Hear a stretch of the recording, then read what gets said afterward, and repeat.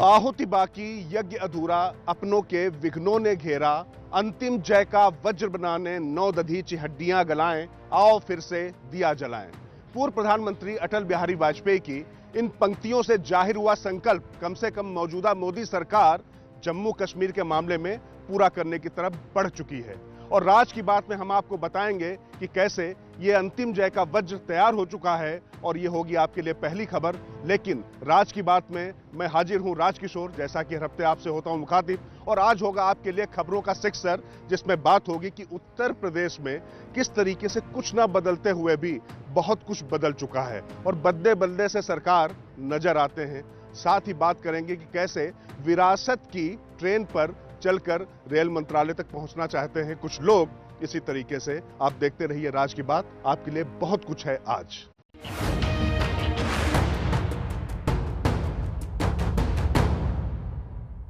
दो साल पहले केंद्रीय गृह मंत्री अमित शाह ने जब संसद के पटल से जम्मू कश्मीर में अनुच्छेद 370 और 35A को हटाने का ऐलान किया था, तो जैसे करोड़ों भारतीयों का असंभव सा लगने वाला स्वप्न साकार हो रहा था और जम्मू कश्मीर भारत का अविभाज्य अंग है, ये संकल्प सबसे सशक्त तरीके से जमीन पर उतरता दिख रहा था। लेकिन मिशन कश्मीर सिर्फ इतना ही नहीं था, वहां लोकतंत्र की बहाली सबसे महत्वपूर्ण कदम था। इसके लिए पीएम मोदी ने लेफ्टिनेंट गवर्नर बनाकर भेजा अपने खास मनोज सिन्हा को, और जो उन्होंने वहां पर कदम उठाए अब वो फलित होते दिखाई पड़ रहे हैं। जिस तरीके से वहां के नेताओं की बैठक हुई है, लेकिन राज की बात जो सबसे बड़ी जुड़ी हुई है यहां पर वो ये कि किस तरीके से परिसीमन के जरिए जम्मू कश्मीर में लोकतंत्र की स्वस्थ बयार बहेगी।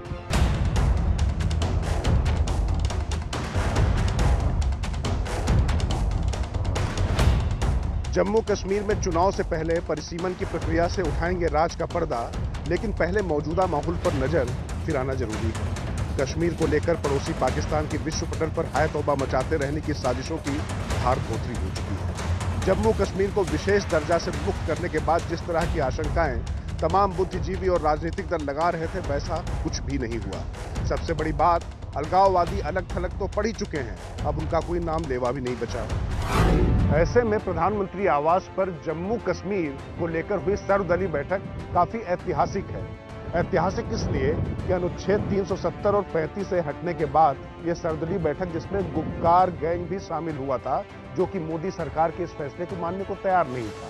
और वैसे तो बैठक के बाद आपने तमाम बयान सुने, लेकिन जो नहीं कहा गया वहां पर वो महत्वपूर्ण है, और राज की बात उन्हीं को डिकोड करने में है जो बातें अभी नहीं कही जा रही। हमारी जमात जम्मू कश्मीर के लोग कॉन्स्टिट्यूशनली, डेमोक्रेटिकली, पीसफुली स्ट्रगल करेंगे, चाहे महीने लग जाए या साल लग जाए।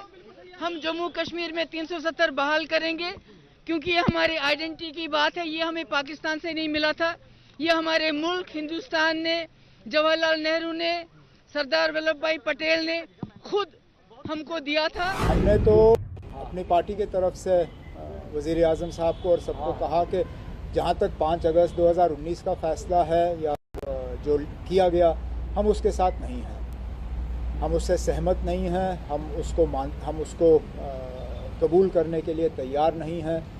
लेकिन उसकी मुखालफत में हम कानून को अपने हाथ में भी लेने के लिए तैयार नहीं हैं। मगर जो नहीं कहा गया या जिसकी चर्चा आज कोई नहीं कर रहा, असली राज उन्हीं को डिकोड करने में छिपा है। सबसे बड़ी बात तो ये कि बात बात पर हुर्रियत का राग अलापने की प्रथा बंद हुई, और गुपकार गठबंधन ने भी पूर्ण राज्य के दर्जे के साथ चुनावी प्रक्रिया की मांग की। वरना सरकारी खर्चे पर हुर्रियत को दिल्ली बुलाना और उनकी आओ भगत करने का चलन, और यहीं आकर उनका उलूल जुलूल बयान देकर चले जाना की परंपरा का अवसान हो चुका है। इस पूरी बैठक में या इसके दौरान कहीं भी पाकिस्तान परस्त हुर्रियत का कोई नाम लेवा भी नहीं रहा। मतलब साफ है कि भारत सरकार के साहसिक कदम और मजबूत कार्य योजना से पाकिस्तान के ये पिट्ठू अलग थलग पड़ चुके हैं और अस्तित्व विहीन भी। हालांकि इन सबके बीच महबूबा का पाकिस्तान प्रेम जागा, लेकिन भाषा और तेवर बिल्कुल नरम थे और फर्क किसी को धेले भर नहीं पड़ा। मैंने उनको कॉम्प्लीमेंट किया, आपने पाकिस्तान से बात की, सीज फायर कराया, बहुत अच्छी बात है। इन्फिल्ट्रेशन कम हुई, बहुत अच्छी बात है। अब अगर जम्मू कश्मीर के लोगों को सुकून मिलता है, आराम मिलता है, उसके लिए अगर आपको पाकिस्तान से फिर बात करनी चाहिए। और जो ट्रेड जम्मू कश्मीर, चाहे रावलाकोट का हो, चाहे वो मुजफ्फराबाद रोड का उड़ी मुजफ्फराबाद हो, जो ट्रेड हमारा रुक गया है उसको चालू करने के लिए भी पाकिस्तान के साथ बात करनी चाहिए। ये भी छोटी बात नहीं कि ये राजनीतिक दल पूर्ण राज्य और चुनाव की बात कर रहे हैं, मतलब मुख्य धारा में आने की ललक साफ दिख रही है। ये बैठक तो विश्वास बहाली और लोकतांत्रिक प्रक्रिया को आगे ले जाने के लिए हुई थी और चुनाव में जाने से पहले परिसीमन पूरा कराया जाएगा, क्योंकि लद्दाख अलग हो चुका है और केंद्र शासित प्रदेश से पूर्ण प्रदेश तक का सफर तय करने के लिए सुप्रीम कोर्ट के सेवानिवृत्त जज की अध्यक्षता में एक कमेटी परिसीमन के लिए बना दी गई है। और यही छिपी है राज की बात कि कैसे अनुच्छेद 370 को हटाने के बाद तैयार किए जा रहे हैं घावों को भरना शुरू कर दिया गया है और नई लोकतांत्रिक प्रक्रिया को आगे बढ़ाने के लिए कैसे परिसीमन सबसे महत्वपूर्ण कदम साबित होगा। दरअसल जम्मू कश्मीर से 370 और 35 से हटाकर केंद्र की मोदी सरकार ने इस क्षेत्र का इतिहास बदला था और अब सुधार के विस्तार में केंद्र सरकार परिसीमन के पैमाने पर चुनावी भूगोल भी बदलने जा रही है। राज की बात यह कि अंदरूनी तौर पर जम्मू कश्मीर में चुनाव की तैयारियां शुरू कर दी गई हैं और अब जब अगले चुनाव होंगे तो नए परिसीमन के साथ, नए संतुलन के साथ और नई सोच के साथ। जम्मू और कश्मीर में चल रही चुनावी तैयारियों के बीच आपको सबसे पहले वर्तमान परिसीमन और भूगोल को समझना होगा। अभी की स्थिति यह है कि जम्मू क्षेत्र में इलाका बड़ा है लेकिन जनसंख्या कम है।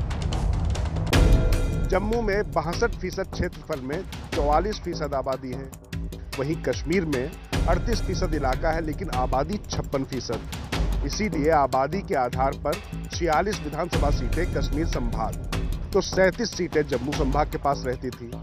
कुल 83 विधानसभा सीटों वाले इस इलाके में पहले तो अनुसूचित जनजाति की 7 सीटें बढ़ाई जा रही हैं। ये जम्मू या कश्मीर में कहां जुड़ेंगी, इसको लेकर लगातार अभी से बहस चल रही है।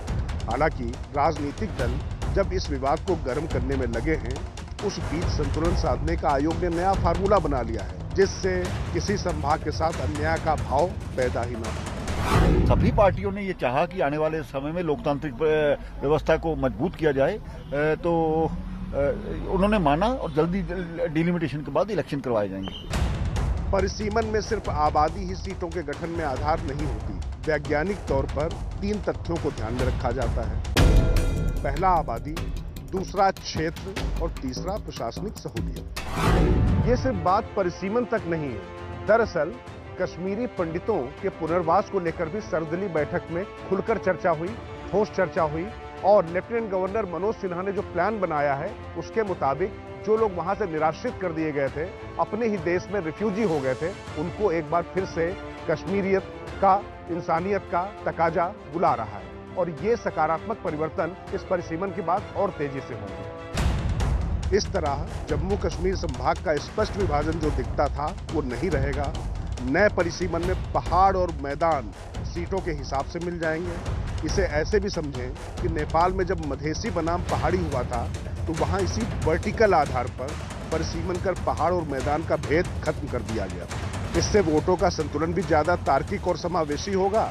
मतलब इस परिसीमन में सिर्फ 7 सीटें ही नहीं बढ़ेंगी, जिसमें अनुसूचित जनजाति का प्रतिनिधित्व बढ़ेगा। इस प्रक्रिया से सामाजिक संतुलन को भी बेहतर करने की राह प्रशस्त होगी। यानी कि कुल मिलाकर तैयारी ये है कि ऐतिहासिक, भौगोलिक और सामाजिक स्तर पर जो भी कमियां प्रशासनिक और राजनीतिक तौर पर रह गई हैं, उन्हें एक बार में ही सुधार दिया जाए ताकि समस्या जड़ से खत्म हो।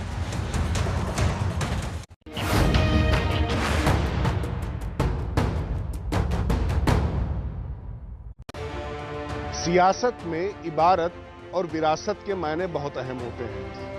एक पीढ़ी इबारत गढ़ती है तो सियासत में दूसरी पीढ़ी या उसके बाद की पीढ़ियां उसी विरासत को भुलाने के लिए पूरी जद्दोजहद करती हैं। फिलहाल ये इबारत और विरासत की बात क्यों हो रही है? क्योंकि रेल मंत्रालय को लेकर इस समय तमाम दिग्गजों के बीच में रेलम पेल मची पड़ी है। पता ही है आपको कि मोदी मंत्रिमंडल का विस्तार होने वाला है और इसको लेकर इबारत और विरासत की पटरियों पर उत्तराधिकार की रेल दौड़ रही है।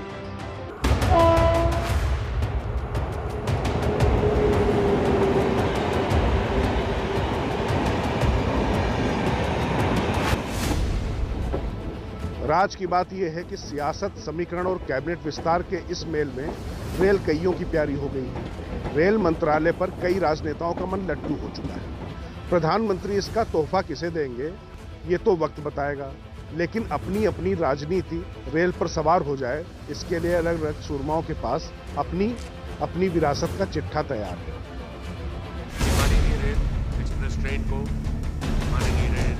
वर्तमान परिस्थितियों की बात करें तो पीयूष गोयल 2 बड़े मंत्रालयों की जिम्मेदारी निभा रहे हैं, जिनमें से एक रेल मंत्रालय भी है। राज की बात यह कि ज्यादा संभावना है कि रेल मंत्रालय मंत्रिमंडल में शामिल किसी नए चेहरे को दिया जाए। बस इसी संभावना के आधार पर सियासत को रेल पर सवार करने की कोशिशें तेज हो गई हैं। विरासत और चाहत की ये पूरी कहानी बताने से पहले आपके लिए ये जानना जरूरी है कि रेल मंत्रालय में सुधारों का या जो अगले 10 या 20 सालों का नीतिगत काम है वो पूरा हो चुका है।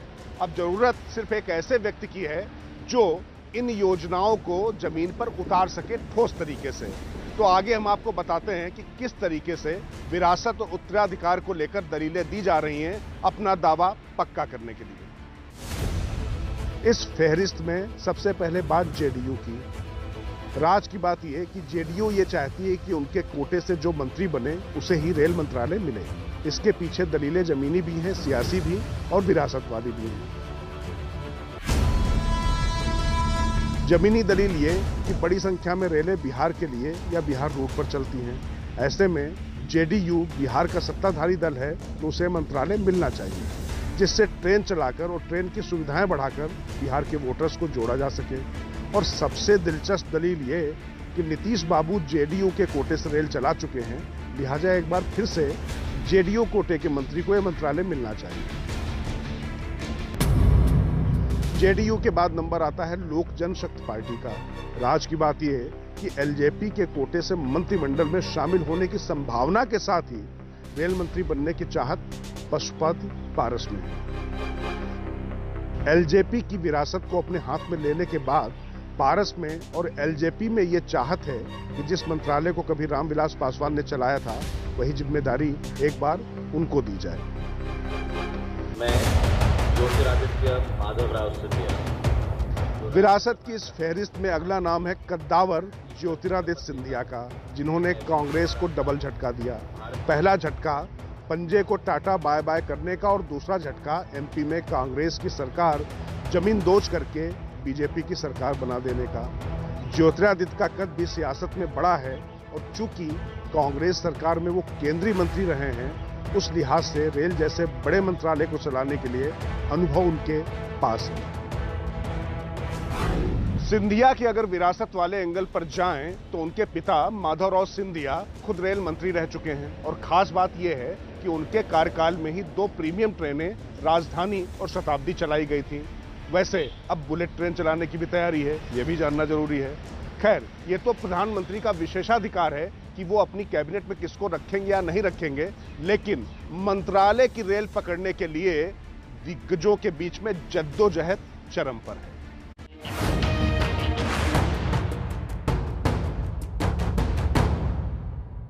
बिहार की राजनीति में इन दिनों तूफान मचा हुआ है और आने वाले समय में सियासी तूफान के साइड इफेक्ट्स देखा जाना तय है, क्योंकि कुछ समीकरण नए ऐसे बन सकते हैं जिनके प्रभाव भी दूरगामी होंगे।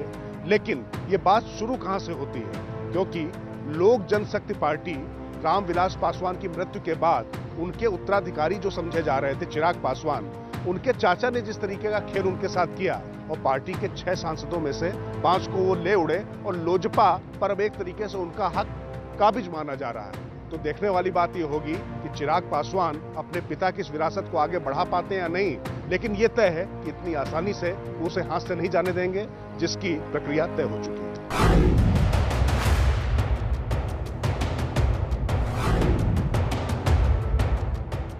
राज की बात यह है कि विरासत बचे या न बचे, पर चिराग अपना व्यक्तिगत राजनीतिक वजूद बचा ले जाएंगे, जिसका विकल्प उनके सामने आ गया है। हालांकि जो विकल्प चिराग के सामने है उसे थामने से पहले वो सियासत के मैसेज गेम को साधेंगे और फिर अगला कदम बढ़ाया जाएगा। दरअसल एलजेपी में फूट और पार्टी के पशुपति पारस के हाथों में जाने के बाद चिराग पासवान को तेजस्वी यादव ने अपनी पार्टी में सम्मान ऑफर किया है। तेजस्वी की दलील है कि उनके पिता लालू और रामविलास पासवान ने बिहार के लिए साथ काम किया है, लिहाजा उनकी और चिराग की जोड़ी काम क्यों नहीं कर सकती। हालांकि इस ऑफर पर चिराग पासवान ने अपना स्टैंड साफ नहीं किया है, लेकिन ऐसा माना जा रहा है कि उनके पास शायद और कोई विकल्प नहीं बचा हुआ है, क्योंकि उनके राम यानी पीएम नरेंद्र मोदी मुंह फेर चुके हैं नीतीश कुमार के प्रेम में। तो ऐसी स्थिति में चिराग पासवान के लिए ज्यादा विकल्प नहीं है, लेकिन उससे पहले वो अपनी राजनीतिक हैसियत बढ़ा लेना चाहते हैं ताकि वहां पर भी वो तेजस्वी के पिछलग्गू ना बने। राज की बात यह कि रामविलास पासवान के निधन के बाद जिस तरह से पशुपति पारस ने पार्टी की कमान अपने हाथों में ली, उसी चीज को बिहार की जनता तक पहुंचाने के लिए चिराग पासवान एक यात्रा बिहार में निकालने जा रहे हैं। इस यात्रा के जरिए जनता से जुड़ने की कोशिश भी होगी और पिता के निधन की सहानुभूति पाने की कोशिश। हालांकि विधानसभा चुनाव में यह सहानुभूति चिराग पासवान और उनकी पार्टी हासिल नहीं कर पाए थे, लेकिन झटकों के इस दौर में पार्टी भले ही हाथ में ना रही, लेकिन सहानुभूति पाने की एक उम्मीद तो जगी है। उम्मीद जगी है रामविलास पासवान के जो कोर वोटर रहे हैं, उनकी लगभग 6% वोटिंग सपोर्ट पार्टी को मिलता रहा है, जो शायद अब बेटे से जुड़ता है। तो ये हनुमान जब अपने राम यानी मोदी से निराश हो चुका है, तो उसके पास आरजेडी में जाने के अलावा कोई विकल्प नहीं दिखाई पड़ता है। जैसा कि मैंने आपको बताया कि लेकिन अपनी राजनीतिक हैसियत बढ़ाए बगैर वो पिछलग्गू बनकर नहीं जाना चाहते हैं। तो इसके लिए उन्होंने क्या तय किया है कि विरासत पर और सहानुभूति के जरिए पूरा हक मांगेंगे और जनता के बीच जाएंगे। अभी वो एक यात्रा निकाल रहे हैं और मानकर चलिए आने वाले 1 साल में वो एक और यात्रा निकालेंगे, तो इतना समय अभी उनको लग सकता है आरजेडी में जाने में।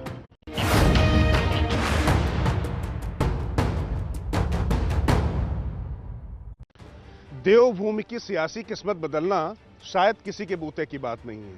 वैसे तो मोदी और शाह की जोड़ी ने तमाम राज्यों का सियासी चरित्र बदल कर रख दिया, लेकिन उत्तराखंड के मामले में वो भी बेबस नजर आते हैं कि एक मुख्यमंत्री एक राज्य पूरे 5 साल चला पाए, वो ये भी नहीं कर पाए। चाहे वो कांग्रेस की सरकार रही हो, चाहे बीजेपी की, उत्तराखंड का ये सतत चरित्र बरकरार है। लेकिन राज की बात यहां पर यह है कि त्रिवेंद्र सिंह रावत का जाना तो आप जानते हैं, लेकिन तीरथ सिंह रावत के नेतृत्व में भी अगला चुनाव शायद ही हो पाए, बल्कि यूं कहें कि लगभग असंभव है। और राज की बात यह भी कि नया मुख्यमंत्री दिल्ली से भेजा जा सकता है। मैं तीरथ सिंह रावत ईश्वर की शपथ लेता हूं कि मैं विधि द्वारा स्थापित भारत के संविधान के प्रति सच्ची श्रद्धा और निष्ठा रखूंगा। तीरथ सिंह रावत का मुख्यमंत्री बनना अगर चौंकाने वाला था, तो उनकी विदाई का कारण और भी ज्यादा चौंकाने वाला है। जी, राज की बात यह है कि तीरथ रावत को इसलिए मुख्यमंत्री पद छोड़ना पड़ेगा क्योंकि विधानसभा में उनको सीट नहीं मिल पाएगी, मतलब वो विधायक नहीं बन पाएंगे। इसकी उम्मीद अब ना के बराबर है। दरअसल जनप्रतिनिधि कानून 1951 के तहत कोई भी लोकसभा या राज्यसभा सीट खाली होने के 6 माह के अंदर चुनाव कराना होता है। इस हिसाब से उत्तर प्रदेश और उत्तराखंड की 8 खाली पड़ी सीटों पर चुनाव सितंबर तक कराना होगा। इसके तहत यदि किसी लोकसभा या विधानसभा सदस्य के कार्यकाल का 1 साल बाकी हो, तो अपवाद स्वरूप चुनाव कराया जा सकता है। अब यही बिंदु उत्तराखंड के मुख्यमंत्री तीरथ सिंह रावत की राह में पेंच बन के आ गया है, क्योंकि फरवरी 2022 में यूपी उत्तराखंड दोनों जगह चुनाव होने हैं। मार्च में उत्तराखंड की विधानसभा गठित होनी है, लेकिन चुनाव आयोग की एक नियमित प्रैक्टिस है या अघोषित नियम है कि जब 1 साल के अंदर वहां पर विधानसभा चुनाव होने वाले हों, तो उपचुनाव नहीं कराए जाते। तो इस लिहाज से अब उत्तराखंड में उपचुनाव मुश्किल है। जाहिर है तीरथ सिंह के लिए भी मुख्यमंत्री बने रहना तब मुश्किल होगा। उत्तर प्रदेश समेत अन्य राज्यों में 25 विधानसभा सीटें रिक्त हैं। इतना ही नहीं, 3 संसदीय और 4 राज्यसभा सीटों पर भी निर्वाचन होना है। सूत्रों के मुताबिक चुनाव आयोग ने सारे नियमों को खंगालकर सभी 25 विधानसभा सीटों पर होने वाले उपचुनावों को आगे बढ़ा दिया है। अब ऐसी स्थिति में जब 1 साल से कम का वक्त बचा हुआ था और सितंबर में चुनाव कराने थे, तो जाहिर है कि उत्तराखंड में चुनाव नहीं हो पाएंगे। और जब उपचुनाव नहीं हो सकता है, तो तीरथ सिंह रावत के सामने विदाई के अलावा कोई रास्ता नहीं बचा। यह अलग बात है कि अन्य राज्यों में देर सवेर उपचुनाव हो जाएंगे।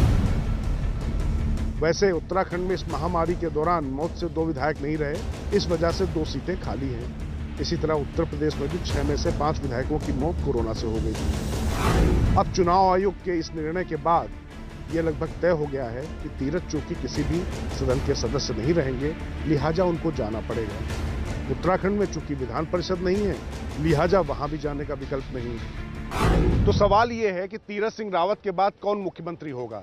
तो वैसे बीजेपी पार्टी में दावेदारों की कमी नहीं है, लेकिन राज की बात यह है कि दिल्ली से कोई मुख्यमंत्री उत्तराखंड के लिए भेजा जा सकता है। इस कड़ी में 2 नाम हैं, केंद्रीय शिक्षा मंत्री और सूबे के पूर्व मुख्यमंत्री रमेश पोखरियाल निशंक और बीजेपी के मीडिया इंचार्ज और राज्यसभा सांसद अनिल बलूनी। मोदी सरकार के दूसरे कार्यकाल का केंद्रीय मंत्रिमंडल विस्तार कभी भी हो सकता है।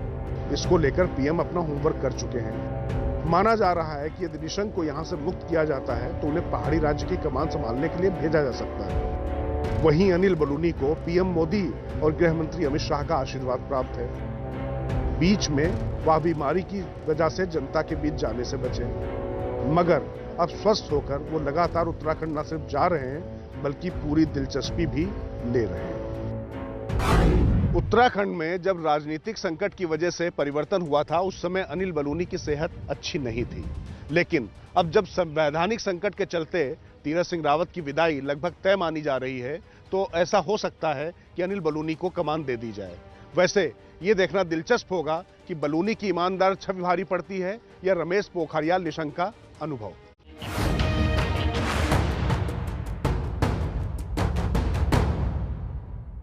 यूपी में आखिर क्या बदला?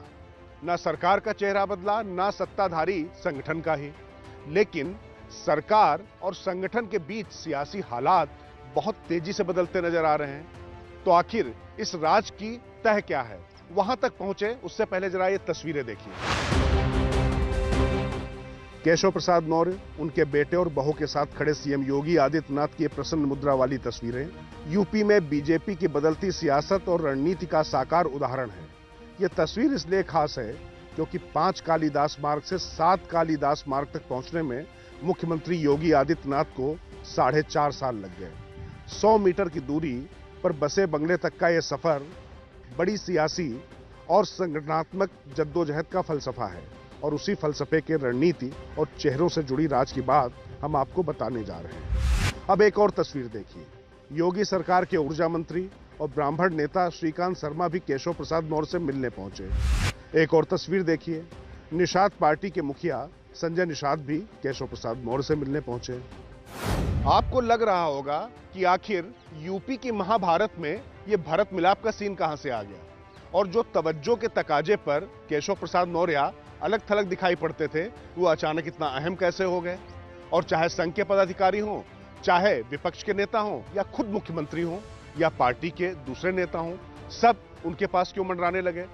तो ये हम आपको बताएंगे, और ये भी बताएंगे कि इस महाभारत या रामायण के वेद व्यास और गोस्वामी तुलसीदास कौन है। और यही राज की बात है कि आखिर चेहरा बदले बगैर कैसे ये पूरा सीन बदल दिया गया है। ये राज की बात आपके लिए जानना इसलिए जरूरी है क्योंकि जो तस्वीरें हमने आपको दिखाई हैं वो बीजेपी की नई रणनीति वाली लाइन से निकल कर आई हैं। पुरानी लाइन की बात करें तो विवादों की लेंथ इतनी लंबी हो गई थी कि रायता समेटे नहीं सिमट रहा था। खास तौर से बीते 1.5 से 2 सालों में सरकार से संगठन तक का बैलेंस चुनाव के नजरिए से बिगड़ता जा रहा था।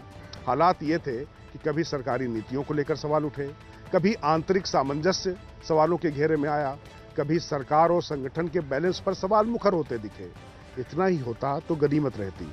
इससे आगे तो यहां तक हुआ कि नाराज विधायक सीएम के खिलाफ धरने पर बैठ गए। मंत्री तो रहे, लेकिन पैदल सा महसूस करते रहे। राज की बात यह है कि उत्तर प्रदेश बीजेपी और सरकार के बीच में जिस तरीके का तनाव और बिखराव दिखाई पड़ रहा था, उसके बीच समन्वय तब बना जब बागडोर राष्ट्रीय स्वयंसेवक संघ ने अपने हाथ में ली, और जिस तरीके से संघ प्रमुख ने साफ कहा कि 2-3 लोगों के अहम के चलते सामाजिक और सांस्कृतिक परिवर्तनों के लिए जरूरी उत्तर प्रदेश और केंद्र की सरकार को नुकसान नहीं पहुंचाया जा सकता, उसके बाद ये हालात बनने शुरू हुए, और जो बिखराव की नौबत थी वो एक तरीके से टकराव से बचकर एक तरीके से एकजुट होने की तरफ बढ़ने लगी। संघ और बीजेपी के केंद्रीय नेतृत्व की सक्रियता के बाद संगठन के तमाम पद भरे गए, सरकार के खाली पड़े आयोगों को भरा जाने लगा, सबसे पहले पिछड़ा वर्ग और अनुसूचित जाति और जनजाति के आयोग भरे जा चुके हैं। संगठन के खाली पड़े पद भी भरे जाने लगे। राज की बात यह है कि इनमें से ज्यादातर पदों पर जो नाम है वो 1.5 साल पहले से तय थे, लेकिन आपसी खींचतान के चलते कुछ नहीं हो पा रहा था। संघ व बीजेपी आला कमान को जो रिपोर्ट उत्तर प्रदेश से मिल रही है वो उनकी चिंता बढ़ाने के लिए काफी थी, क्योंकि ब्राह्मणों के साथ साथ जो उनके लिए सबसे मजबूती से जुड़ा हुआ वर्ग था पिछड़ा, वो भी नाराज और अपने आप को अलग थलग सा महसूस कर रहा था। यही कारण था कि तुरंत आला कमान सक्रिय हुआ और इसके साथ ही केशव प्रसाद मौर्य की अहमियत बढ़ी और पिछड़ा वर्ग आयोग हो या संगठन में उनकी नियुक्ति की बात हो, सबको तवज्जो मिलने लग गई। और अब केशव प्रसाद मौर्य की बॉडी लैंग्वेज में संगठनात्मक स्तर का बदलाव महसूस होना शुरू भी हो गया है। राज की बात यह है कि संघ और भाजपा को इस बात का भान अच्छे से है कि अगर पिछड़ा वर्ग हाथ से छिटका तो किसी और दल के साथ चला जाएगा, जो चुनाव में घातक साबित होगा।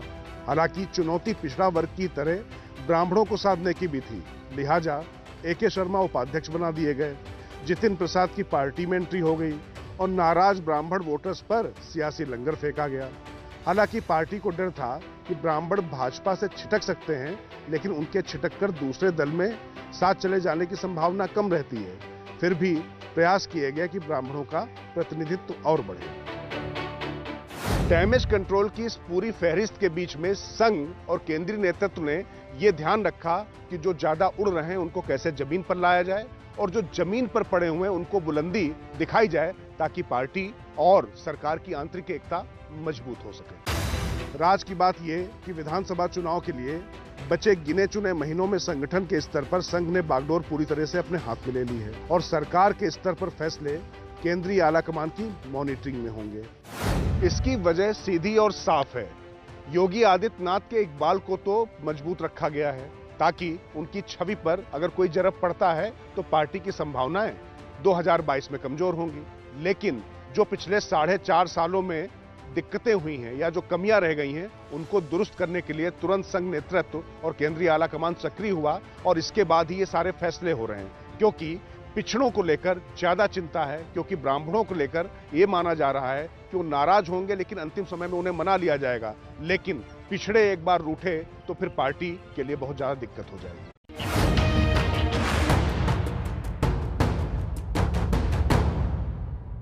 यूपी में 2022 के विधानसभा चुनावों के मद्देनजर सभी सियासी दलों ने अपने मोहरों और रणनीति को सेट करना शुरू कर दिया है। लेकिन यूपी में जिस तरीके का चुनाव होता है उसमें माइक्रो लेवल तक की प्लानिंग बहुत जरूरी है और बीजेपी की मदद करने इस मामले में फिर राष्ट्रीय स्वयंसेवक संघ आगे आ चुका है और वनवासियों के बीच में इस तरीके से पैठ बना रहा है कि उनका एकमुश्त वोट बीजेपी को मिल सके। आदिवासियों के कल्याण और उनके बीच काम करने की बात करें तो संगठन के स्तर पर संघ और सरकार के स्तर पर बीजेपी काम करती रही है। लेकिन राज की बात यह है कि उत्तर प्रदेश के लगभग 11.5 लाख आदिवासियों को साधने के लिए और सुनियोजित ढंग से काम शुरू होने जा रहा है।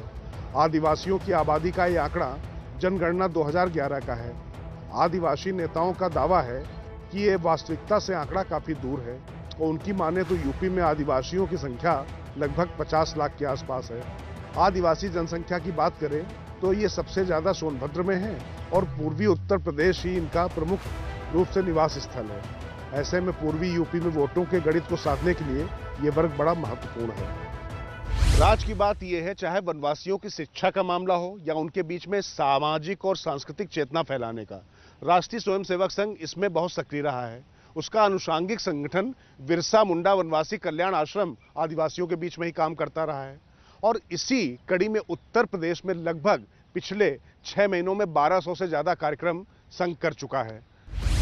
दरअसल सरकार के स्तर पर भी उत्तर प्रदेश में आदिवासी वर्ग को साधने के लिए काफी काम किए गए हैं, चाहे उन्हें जमीन के पट्टे देने की बात हो, मुफ्त राशन देने की बात हो या फिर अन्य शासकीय योजनाओं से जोड़ने की बात हो। इसके साथ ही वनवासी स्वाभिमान के सम्मान के लिए अलग अलग महोत्सवों में आदिवासी कला, परंपरा और संस्कृति को संजोने का संकल्प भी मंच पर उतारा जाता रहा है। मतलब ये कि आदिवासी समाज से संघ और सरकार का संबंध रहा है, लेकिन चुनावी जरूरतों को देखते हुए उसे तरोताजा करने और नए सिरे से सजोने की जरूरत पर काम शुरू किया जाएगा। संघ और बीजेपी के संयुक्त अभियान के तहत आदिवासी समाज के साथ संवाद और सामाजिक कार्यक्रम बढ़ाए जाएंगे। साथ ही उन्हें ये समझाया जाएगा कि कैसे बीजेपी की नीतियां उनके हित में हैं। चूंकि आदिवासी वोटों की बड़ी संख्या पूर्वी उत्तर प्रदेश में है, तो वो कुछ सीटों पर बहुत ज्यादा बड़े पैमाने पर प्रभाव डाल सकते हैं। और सबसे बड़ी बात, सोनभद्र गोलीकांड के बाद से जिस तरीके से कांग्रेस इस इलाके में सक्रिय हुई या अन्य विपक्षी दल यहां पर गए, उसके बाद आरएसएस और बीजेपी की सक्रियता ज्यादा बढ़ी, क्योंकि उनको लगता है कि अगर इनके बीच में जरा भी सेंध पहुंचाई जाती है तो सिर्फ सीटों का ही नहीं, बल्कि उनका जो बड़ा मिशन है वनवासियों को मुख्य धारा में लाने का, वो भी प्रभावित होगा।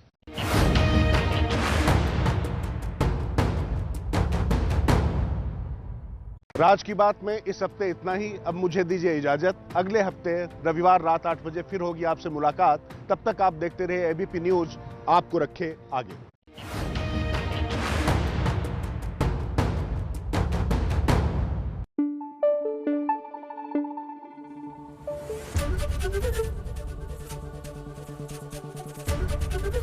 एबीपी न्यूज आपको रखे आगे।